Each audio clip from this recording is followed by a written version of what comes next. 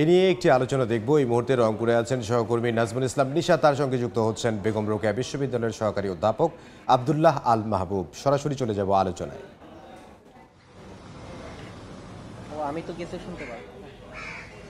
আমরা গেল কয়েক বছর ধরেই দেখছি যে রংপুর অঞ্চলে নবায়নযোগ্য জ্বালানির ব্যবহার বেড়েছে, বিশেষ করে সৌরবিদ্যুৎ চালিত সেচ যন্ত্র দিয়ে এই যে বড় মৌসুমে কৃষকরা সেচ দিচ্ছেন। এবং কৃষকরা যেটি বলছেন যে ডিজেল কিংবা বিদ্যুৎ চালিত সেচ যন্ত্রে যেখানে খরচ অনেক বেশি পড়ে এবং গরমের কারণে এই সময়টাতে লোডশেডিং হয়, সেখানে সৌরবিদ্যুৎ দিয়ে তারা অনায়াসে সেচ দিতে পারে এবং খরচ অনেক কম।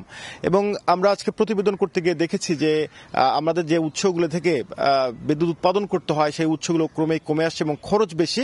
আমরা আজকে আলোচনা করব নবায়নযোগ্য জ্বালানির দিকে আমাদের কেন যেতে হবে। আমার সাথে অতিথি হিসেবে যুক্ত হয়েছেন রংপুর বেগম রোকেয়া বিশ্ববিদ্যালয়ের শিক্ষক আব্দুল্লাহ আল মাহবুব। আমরা সরাসরি চলে যাই। আপনারা বলছেন যে নবায়নযোগ্য জ্বালানির ভবিষ্যৎ সামনের দিকে এবং আমাদের সেদিকেই যেতে হবে, কেন আসলে যেতে হবে? আসলে আমরা জানি যে বর্তমানে সারা বিশ্বে বাংলাদেশ সহ যে বিদ্যুৎটা উৎপাদন করা হচ্ছে সেটা মূলত ফসিল ফুয়েলের মাধ্যমে, যেমন প্রাকৃতিক গ্যাস, তেল বা কয়লা। এবং আপনারা জানেন যে এই প্রাকৃতিক গ্যাস বা তেল বা কয়লা গোটা ওয়ার্ল্ডে 50 থেকে 100 বছরের ভিতরে একদম শেষ হয়ে যাবে। আর আমাদের বাংলাদেশে যে পরিমাণ গ্যাস আবিষ্কৃত হয়েছে এখন পর্যন্ত, সেখানে 29.93 TCF গ্যাস উত্তোলনযোগ্য ছিল। তার ভিতরে অলরেডি আমরা 21.39 TCF গ্যাস উত্তোলন করে ফেলেছি, আর বাকি রয়েছে মাত্র 8.53 TCF। যদি ফার্দার নতুন কোনো গ্যাস ফিল্ড আমাদের বাংলাদেশে আবিষ্কার না হয়, তাহলে এই যে পরিমাণ গ্যাস রয়েছে এটা দিয়ে আমরা বিদ্যুৎ উৎপাদন করতে পারবো সর্বোচ্চ 10 থেকে 12 বছর। এর ভিতরে আমাদের এই গ্যাসটা শেষ হয়ে যাবে। তখন আমাদের কি উপায় হবে? এজন্য আমাদেরকে আগে থেকে ভাবতে হবে, গোটা ওয়ার্ল্ডের সঙ্গে তাল মিলিয়ে আমাদেরকে রিনিউয়েবল এনার্জি সোর্সের দিকে এগিয়ে যেতে হবে। এবং আপনারা জানেন যে এখানে সৌরবিদ্যুৎ এটা একটা আনলিমিটেড সোর্স, এবং এখান থেকে আমরা বিভিন্ন ফর্মে বিদ্যুৎ উৎপাদন করতে পারি। যেমন আমরা সোলার পার্ক স্থাপনের মাধ্যমে বড় আকারে, মেগা আকারে বিদ্যুৎ প্রকল্প চালু করতে পারি, এবং অলরেডি চালু করা হয়েছে বিভিন্ন জায়গায়। তারপরে আমরা সোলার হোম সিস্টেম বা রুফটপ সোলারের মাধ্যমে প্রত্যেকটা বসতবাড়ির ছাদে অথবা টিনের ঘরের চালে অথবা বিভিন্ন অফিস আদালত রয়েছে সেগুলোর ছাদে আমরা সোলার প্যানেল স্থাপন করতে পারবো।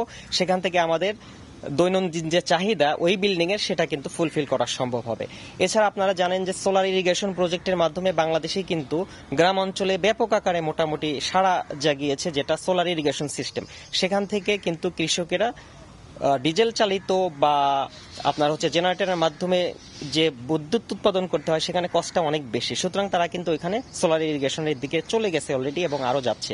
এক্ষেত্রে আপনি সোলার বিদ্যুতের কথা বলছেন, এক্ষেত্রে আমরা এখন নর্মালি যে বিদ্যুৎ ব্যবহার করছি সে তুলনায় কি সোলারের খরচটা কেমন হবে? অনেক বেশি হবে কিংবা কম হবে কিনা? আচ্ছা, আমরা জানি যে সোলার বিদ্যুৎটা এককালীন যে কস্ট, ইনস্টলেশন কস্ট, সেটা একটু বেশি, কিন্তু যত দিন যায় এটা কস্ট কমতে থাকে। এবং একটা সোলার যখন আমরা ইনস্টল করি সেটা 20 থেকে 25 বছর মেইনটেনেন্স কস্ট বাদে আর কোনো কস্ট থাকে না।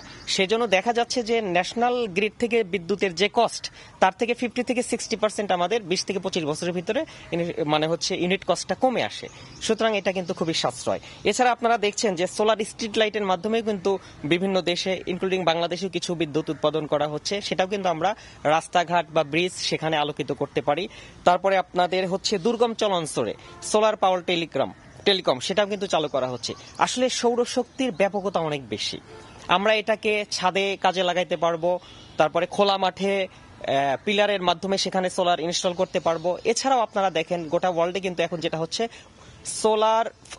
ফ্লোটিং সোলার পাওয়ার প্ল্যান্ট, যেটা আমাদের যে পুকুরগুলো আছে বা নদীগুলো আছে বা খালবিলগুলো আছে, ইভেন আমাদের যে বে অফ বেঙ্গল আছে, সেখানে কিন্তু আমরা প্রচুর পরিমাণে সোলার ফ্লোটিং সোলার প্যানেল সেখানে আমরা স্থাপন করতে পারবো। এবং সেখান থেকে আমাদের, আপনি বলছেন যে আমাদের নবায়নযোগ্য জ্বালানির দিকেই যেতে হবে। ধন্যবাদ আপনাকে আলোচনায় যুক্ত হওয়ার জন্য। আমরা আলোচনা করছিলাম যে কেন ভবিষ্যতে আমাদের নবায়নযোগ্য জ্বালানিতে গুরুত্ব দিতে হবে। আমার সাথে অতিথি হিসেবে ছিলেন বেগম রোকেয়া বিশ্ববিদ্যালয়ের শিক্ষক আব্দুল্লাহ আল মাহবুব, এবং সবকিছু মিলে আজকে আলোচনায় এই ছিল আমার কাছে আজকের বিষয়বস্তু।